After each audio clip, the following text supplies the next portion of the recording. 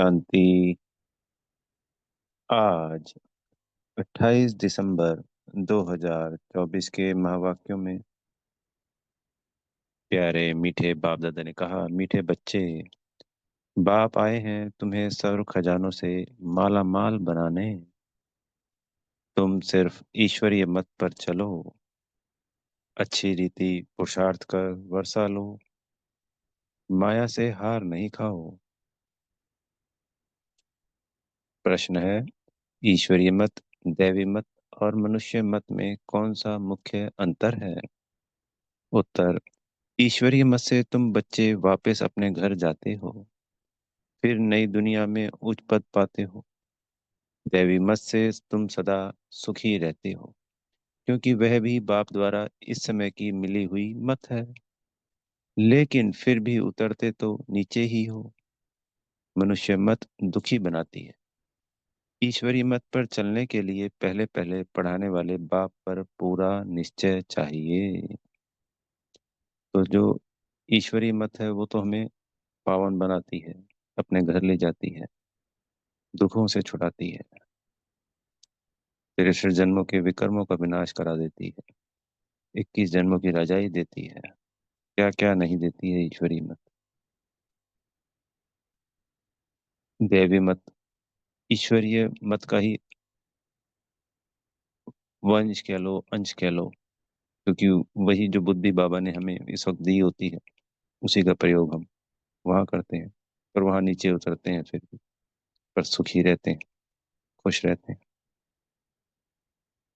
पर जो मनुष्य मत होती है वो गिराने में और दुखी करने में ही होती है, पतित बनने के लिए होती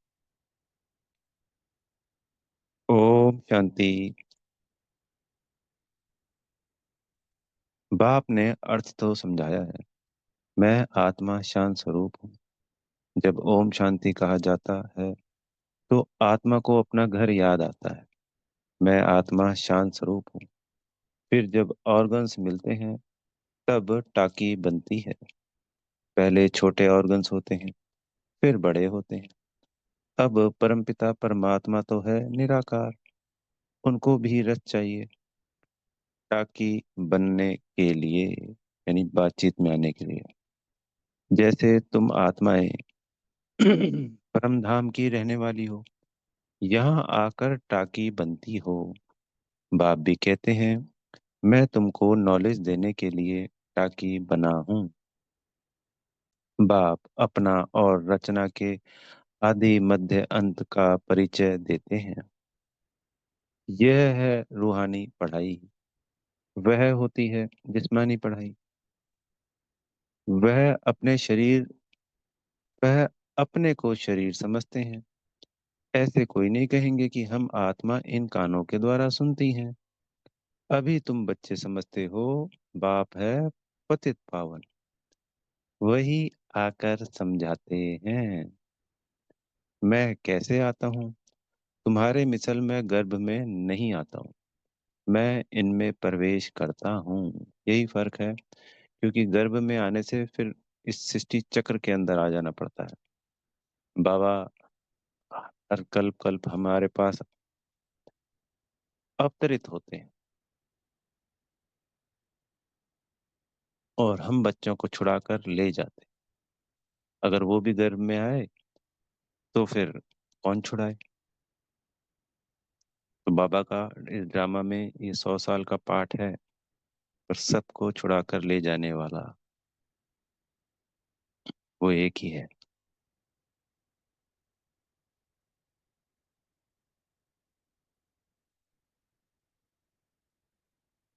मैं इनमें प्रवेश करता हूँ, फिर कोई प्रश्न ही नहीं उठता।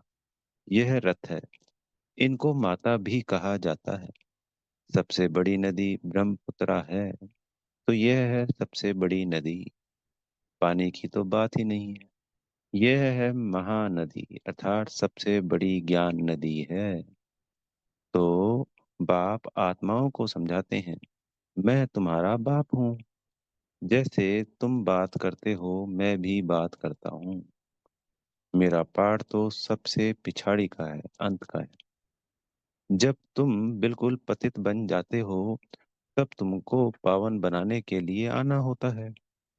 इन लक्ष्मी नारायण को ऐसा बनाने वाला कौन, सिवाय ईश्वर के और कोई के लिए कह नहीं सकेंगे। बेहद का बाप ही स्वर्ग का मालिक बनाते होंगे ना। बाप ही ज्ञान का सागर है। वही कहते हैं, मैं इस मनुष्य सृष्टि का चैतन्य बीज हूँ। मैं आदि मध्य अंत को जानता हूँ। मैं सत हूँ। मैं चैतन्य बीज रूप हूँ। इस सृष्टि रूपी झाड़ की मेरे में नॉलेज है। इसको सृष्टि चक्र अथवा ड्रामा कहा जाता है। यह फिरता ही रहता है। वह हद का ड्रामा 2 घंटे चलता है। इसकी रील 5,000 वर्ष की है। जो जो टाइम पास होता जाता है 5,000 वर्ष से कम होता जाता है। तुम जानते हो, पहले हम देवी देवता थे, फिर आहिस्ते आहिस्ते हम क्षत्रिय कुल में आ गए। यह सारा राज बुद्धि में है ना। तो यह सिमरन करते रहना चाहिए। हम शुरू शुरू में पाठ बजाने आए तो हम सौ देवी देवता, सारे 1,200 वर्ष राज्य किया। टाइम तो गुजरता जाता है ना। लाखों वर्ष की तो बात ही नहीं है। लाखों वर्ष का तो कोई चिंतन कर भी ना सके। तुम बच्चे समझते हो, हम यह देवी देवता थे, फिर पाठ बजाते, वर्ष पिछाड़ी वर्ष पास करते करते अभी कितने वर्ष पास कर चुके हैं, ये तो हम सभी जानते हैं। इस वक्त हम कहाँ पर हैं। धीरे धीरे सुख कम होता जाता है। हर एक चीज सतो प्रधान, सतो रजो तमो होती है। पुरानी जरूर होती है। तो सतो प्रधान होते हैं हम सतयुग में, सतो त्रेता में, रजो द्वापर में, तमो कलयुग में। पर इस वक्त हम तमो प्रधान है, उसकी भी पराकाष्ठा हो चुकी है। यह है फिर बेहद की बात। ये जो सतो प्रधान सतो रजो, ये हर एक वस्तु पे लागू होती है, चाहे वो जड़ है और चाहे वो चैतन्य है। चाहे हमारे जैसे खाने पीने का है, जो हमने भोग बनाया या बिल्कुल अभी फ्रेश है, वो सतो है। फिर तो उसके कई घंटों बाद या कई दिनों बाद वो डिपेंड है उस वस्तु के आधार पर। जैसे ड्राई फ्रूट है, उसमें कई दिन आ जाएंगे। फ्रूट है, उसमें कुछ दिन आ जाएंगे। चपाती है, वो कुछ घंटों में हो जाएगी। सुबह से दोपहर तक ही तमो प्रधान हो जाएगी, तमो हो जाएगी। तो हर चीज अलग अलग है, पर सभी को सतो रजो तमो में आना पड़ता है।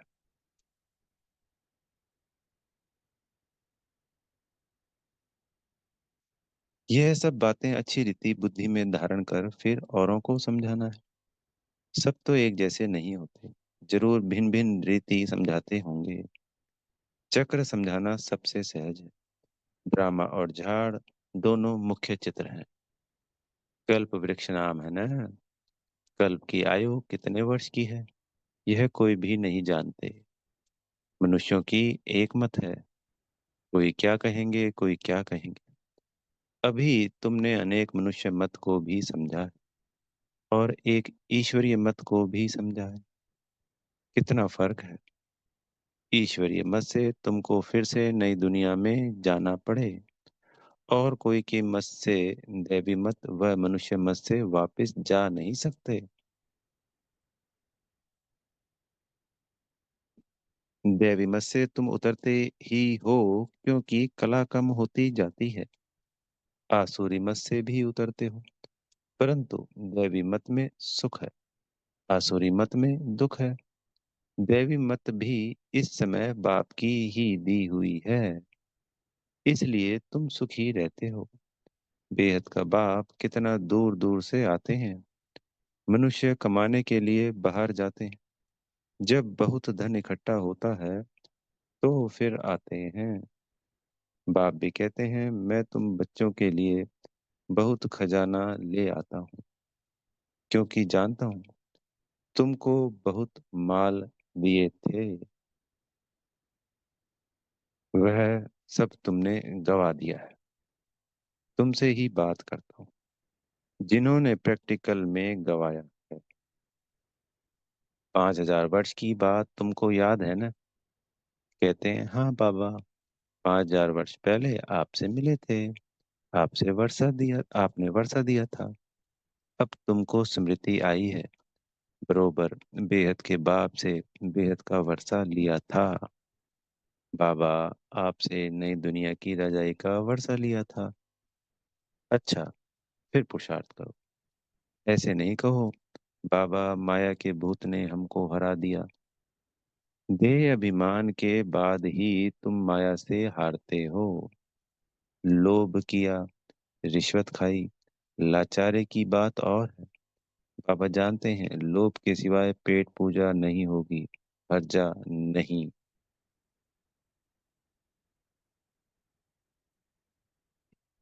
भल खाओ परंतु कहाँ फंस नहीं मरना, फिर तुमको ही दुख होगा। पैसा मिलेगा खुश हो खाएंगे, कहाँ पुलिस ने पकड़ लिया तो जेल में जाना पड़ेगा। कोई भी गलत काम करते हैं पैसा कमाने की खातिर, तो उसका एवजा भुगतना पड़ेगा। वैसे श्रीमत में ऐसा नहीं है कि हमें कोई रिश्वत खानी है या कोई गलत काम करना है। जितना हम बच सकते हैं उतना हमें बचना है। मजबूरी वश वहां कहा गया जहाँ पे ऐसे ऐसे आत्माओं के अनुभव थे कि बोला हम नहीं लेते तो नौकरी ही नहीं रहती है। ऊपर का प्रेशर या वो जो सिस्टम बना हुआ है, उस सिस्टम में हमको लेना ही पड़ता है। तो वो क्या करते थे कि जो तनख्वाह का आता था वो अपने पर्सनल यूज में, मतलब वही परिवार प्रवृत्ति चलाने के लिए, और वो जो नंबर वो 2 का पैसा आता था वो यज्ञ में डाल देते थे खुशी से। बाबा की श्रीमत कहीं पे भी नहीं है। पर जहाँ पे वो कहा है ना कि भाई नौकरी के लाले पड़ जाए, नौकरी छोड़नी पड़े या सिस्टम के विरुद्ध हो जाए, ये सिर्फ वहां के लिए है।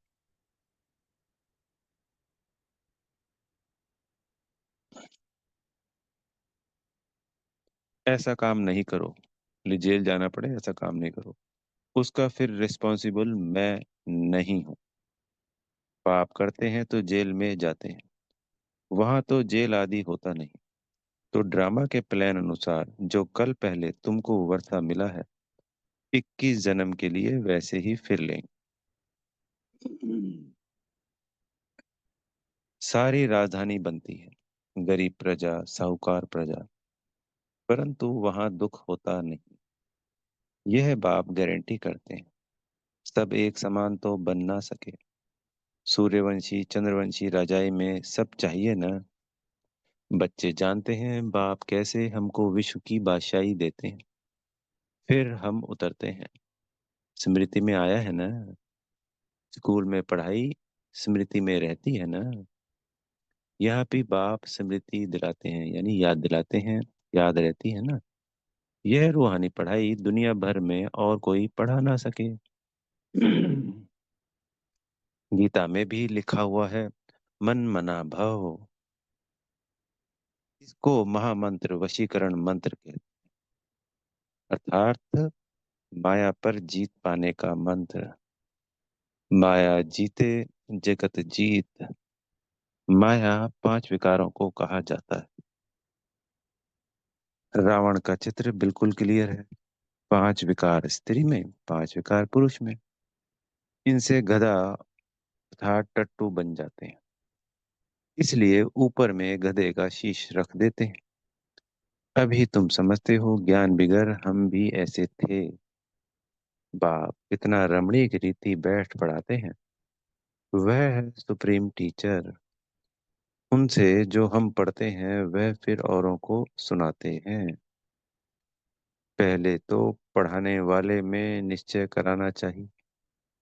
बोलो, बाप ने हमको यह समझाया है, अब मानो या ना मानो, यह बेहद का बाप तो है ना।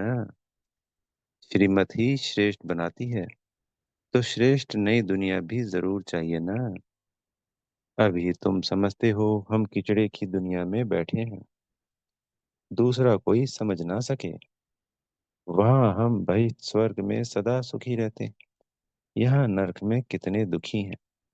इसको नरक कहो या विश्व वैतरणी नदी कहो, पुरानी दुनिया अच्छी छी है। अभी तुम फील करते हो कहाँ सतयुग स्वर्ग और कहाँ कलयुग नर्क। स्वर्ग को कहा जाता है वंडर ऑफ वर्ल्ड, त्रेता को भी नहीं कहेंगे। यहाँ इस गंदगी दुनिया में रहने के लिए मनुष्यों को कितनी खुशी है। क्योंकि जो कहते हैं ना भाई, सब कुछ है, धन है, परिवार है, सेहत भी है, तो यही उनके लिए खुशी है। विष्टा के कीड़े को भ्रमरी भू भू कर आप समान बनाती है। तुम भी किचड़े में पड़े हुए थे, मैंने आकर भू भू कर तुमको कीड़े से अर्थात शूद्र से ब्राह्मण बनाया है। अभी तुम डबल सिरताज बनते हो तो कितनी खुशी रहनी चाहिए, पुरुषार्थ भी पूरा करना चाहिए। बेहद का बाप समझानी तो बहुत सहज देते हैं, दिल से लगता भी है। बाबा सच सच कहते हैं, इस समय सभी माया की दुबन में फंसे हुए हैं। बाहर का शो कितना है। बाबा समझाते हैं, हम तुमको दुबन से आकर बजाते हैं, दलदल से बजाते हैं, स्वर्ग में ले जाते हैं। स्वर्ग का नाम तो सुना हुआ है, अभी स्वर्ग तो है नहीं, सिर्फ यह चित्र है। यह स्वर्ग के मालिक कितने धनवान थे, भक्ति मार्ग में भल रोज मंदिरों में जाते थे, परंतु यह ज्ञान कुछ था नहीं। अभी तुम समझते हो भारत में यह आदि सनातन देवी देवता धर्म था। इन्हों का राज्य कब था यह किसको पता नहीं। देवी देवता धर्म के बदले अब फिर हिंदू हिंदू कहते रहते हैं। शुरू में हिंदू महासभा का प्रेसिडेंट आया था, बोला हम विकारी असुर हैं, अपने को देवता कैसे कहलाएं। हमने कहा अच्छा आओ तो तुमको समझाएं, देवी देवता धर्म की स्थापना फिर से हो रही है। हम तुमको स्वर्ग का मालिक बना देंगे, बैठकर सीखो। बोला दादाजी फुर्सत कहाँ। तो हिंदू महासभा संस्था है, उनके जो हेड थे वो आए और ब्रह्मा बाबा से ये सब बातें हुई। तो ये बाबा हमारे को वो अनुभव बता रहे हैं। तो जब बाबा को बोला कि हम तुमको पावन बनाएंगे और विश्व का मालिक बनाएंगे, तो बोले फुर्सत कहाँ। फुर्सत नहीं तो फिर देवता कैसे बनेंगे, यह पढ़ाई है ना। बेचारे की तकदीर में नहीं था, मर गया। ऐसे भी नहीं कहेंगे कि वह कोई प्रजा में आएगा, नहीं, ऐसे ही चला आया था, सुना था यहाँ पवित्रता का ज्ञान मिलता है, परंतु सतयुग में तो आ ना सके, फिर भी हिंदू धर्म में ही आएंगे। तो हिंदू धर्म कौन सा हो गया, जो द्वापर में आत्माएं आती हैं, कलयुग में आत्माएं आती हैं। तो द्वापर में हमारे सनातन धर्म को, आदि सनातन देवी देवता धर्म का नाम बदल के हिंदू धर्म कर दिया। अब इस वक्त द्वापर और कलयुग में आने वाली आत्माओं को हम कह सकते हैं वो हिंदू धर्म की आत्मा। हम जो 2 करोड़ होते हैं सत्युगी आत्माएं, वो सूर्यवंशी हैं। फिर 31 करोड़ चंद्रवंशी यानी क्षत्रिय आत्माएं हैं। और ऐसे ही बाकी हिंदू धर्म की कितनी आत्माएं हैं वो द्वापर और कलयुग में आती हैं।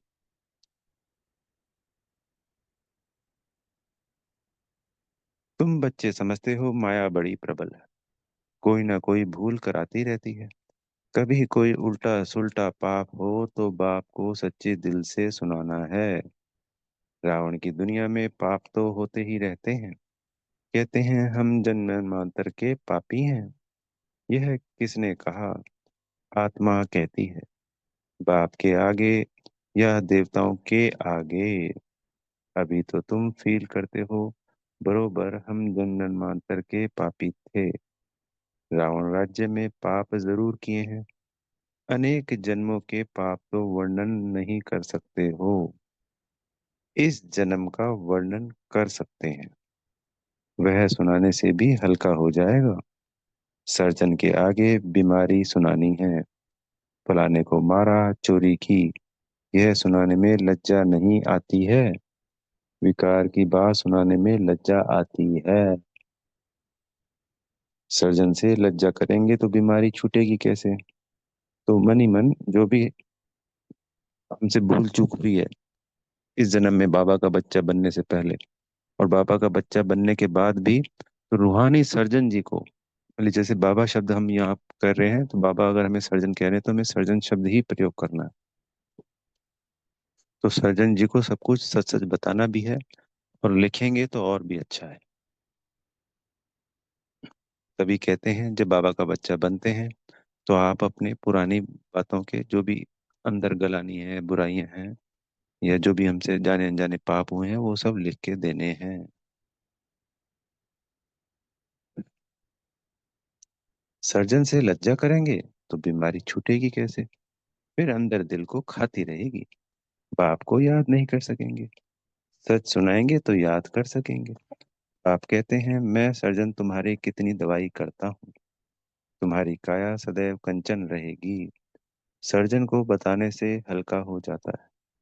कोई कोई आपे ही लिख देते हैं, बाबा हमने जन्म जन्मांतर पाप किए हैं, पाप आत्माओं की दुनिया में पाप आत्मा ही बने हैं। अब बाप कहते हैं बच्चे तुम पाप आत्माओं से लेन देन, तुम्हें पाप आत्माओं से लेन देन नहीं करनी। सच्चा सदगुरु अकाल मूर्त है बाप, वह कभी पुनर्जन्म में नहीं आते हैं। उन्होंने अकाल तख्त नाम रखा है, परंतु अर्थ नहीं समझते हैं। आपने समझाया है आत्मा का यह तख्त है, शोभता भी यहाँ है, तिलक भी यहाँ देते हैं ना। असल में तिलक एकदम बिंदी मिसल देते थे, अभी तुमको अपने को आपे ही तिलक देना है। बाप को याद करते रहो।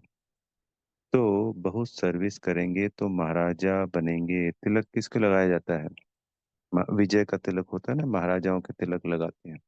तो हमें स्वयं को क्या तिलक देना है कि बाबा की श्रीमत पर चलकर आत्मा को आत्मिक स्थिति में स्थित होकर विश्व की राजा ये लेनी है, महाराजा बनना है। स्वयं को तिलक देना हो गया। नई दुनिया में और पुरानी दुनिया की पढ़ाई थोड़ी ही पढ़नी है, तो पीछे से पढ़ते हैं। जो बहुत सर्विस करेंगे तो बड़ा महाराजा बनेंगे। नई दुनिया में पुरानी दुनिया की पढ़ाई थोड़ी ही पढ़ना है, तो इतनी उच्च पढ़ाई पर फिर अटेंशन देना चाहिए।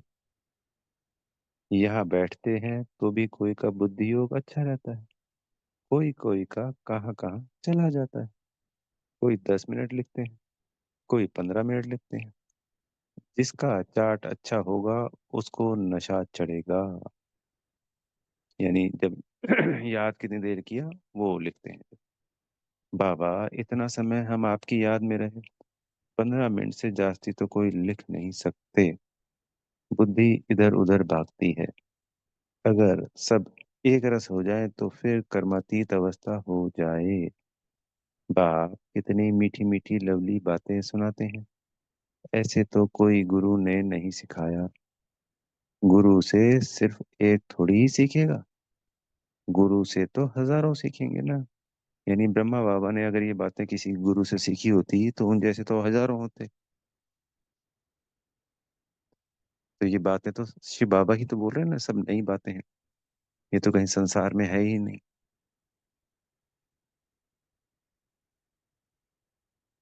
सतगुरु से तुम कितना सीखते हो, यह है माया को वश में करने का मंत्र।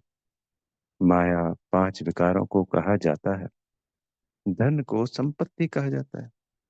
लक्ष्मी नारायण के लिए कहेंगे इन्हों के पास बहुत संपत्ति है।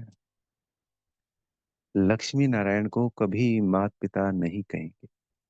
आदिदेव आदि देवी को जगत पिता जगत अम्बा कहते हैं, इनको नहीं। यह स्वर्ग के मालिक हैं। अविनाशी ज्ञान धन लेकर हम इतने धनवान बने हैं। अम्बा के पास अनेक आशाएं लेकर जाते हैं। लक्ष्मी के पास सिर्फ धन के लिए जाते हैं और कुछ नहीं। तो बड़ी कौन हुई, यह किसको पता नहीं। अम्बा से क्या मिलता है? लक्ष्मी से क्या मिलता है? लक्ष्मी से सब धन मांगते हैं। अम्बा से तुमको सब कुछ मिलता है। अम्बा का नाम जाति है क्योंकि माताओं को दुख भी बहुत सहन करना पड़ता है, तो माताओं का नाम जाति होता है। अच्छा, फिर भी बाप कहते हैं। बाप को याद करो तो पावन बन जाएंगे। चक्र को याद करो, दैवी गुण धारण करो, बहुतों को आप समान बनाओ। गॉडफादर के तुम स्टूडेंट हो। कल पहले भी बने थे, फिर अब भी वही एम ऑब्जेक्ट है। यह है सत्य नर से नारायण बनने की खता। अच्छा, मीठे मीठे सिकी लगे बच्चों प्रति माता पिता बाप दादा का याद प्यार और गुड मॉर्निंग। रूहानी बाप की रूहानी बच्चों को नमस्ते। हम रूहानी बच्चों की प्यारे मीठे रूहानी बाप दादाजी को याद प्यार गुड मॉर्निंग और नमस्ते। धारणा के लिए मुख्य सार में पहला पॉइंट, अपनी बीमारी सर्जन से कभी नहीं छिपानी है। माया के भूतों से स्वयं को बचाना है। अपने को राज तिलक देने के लिए सर्विस जरूर करनी है। दूसरा पॉइंट, स्वयं को अधिकारी, स्वयं को अविनाशी ज्ञान धन से धनवान बनाना है। अब पाप आत्माओं से लेन देन नहीं करनी है, पढ़ाई पर पूरा पूरा अटेंशन देना है। सतगुरु जी से वरदान मिल रहा है, इस कल्याणी युग में सर्व का कल्याण करने वाले प्रकृति जीत माया जीत भव। संगम युग को कल्याणकारी युग कहा जाता है। इस युग में सदा ये सुमान याद रहे कि मैं कल्याणकारी आत्मा हूँ। तो आज पूरे दिन इस सुमान में रहेंगे, मैं कल्याणकारी आत्मा हूँ। मेरा कर्तव्य है पहले स्वयं का कल्याण करना, फिर सर्व का कल्याण करना। मनुष्य आत्माएं तो क्या, हम प्रकृति का भी कल्याण करने वाले हैं, क्योंकि जब हम सतो प्रधान बनते हैं तभी प्रकृति भी सतो प्रधान बनती है। इसलिए प्रकृति जीत माया जीत कहलाते हैं। जब आत्मा पुरुष प्रकृति जीत बन जाती है तो प्रकृति भी सुखदायी बन जाती है। प्रकृति व माया की हलचल में आ नहीं सकते। उन्हों पर अकल्याण के वायुमंडल का प्रभाव पड़ नहीं सकता। तो जब हम माया जीत प्रकृति जीत बनते हैं तो ये प्रकृति के पांच तत्वों जिनका बना हुआ शरीर है वो सहयोगी हो जाती है हमारे लिए। इस पुरुषोत्तम संगम युग की बात है। तो जो हमारे 63 जन्मों में हमसे विकर्म हुए हैं, तो एक तो मनसा वाचा कर्मणा हुए हैं आत्माओं के प्रति, और एक प्रकृति के प्रति भी हुए हैं। तभी तो शरीर से तकलीफ आती है। पर जब प्रकृति जीत बन गए, प्रकृति का हिसाब चुकता हो गया, जैसे किसी आत्मा के साथ हिसाब चुकता हो गया, तो उससे कोई तकलीफ आएगी नहीं, दुख आएगा नहीं। तो ऐसे ही फिर प्रकृति के साथ हिसाब चुकता होते ही, प्रकृति जीत बनते ही हमारे को शरीर से कोई व्याधि नहीं आएगी, बीमारी नहीं आएगी। स्लोगन है, एक दूसरे के विचारों को सम्मान दो तो माननीय आत्मा बन जाएंगे। अच्छा, ओम शांति। बेहद का धन्यवाद मेरे प्यारे मीठे बाप दादाजी का। आप सभी आत्मा भाइयों का बेहद का धन्यवाद और बेहद की दिल से शुभकामनाएं। ओम शांति।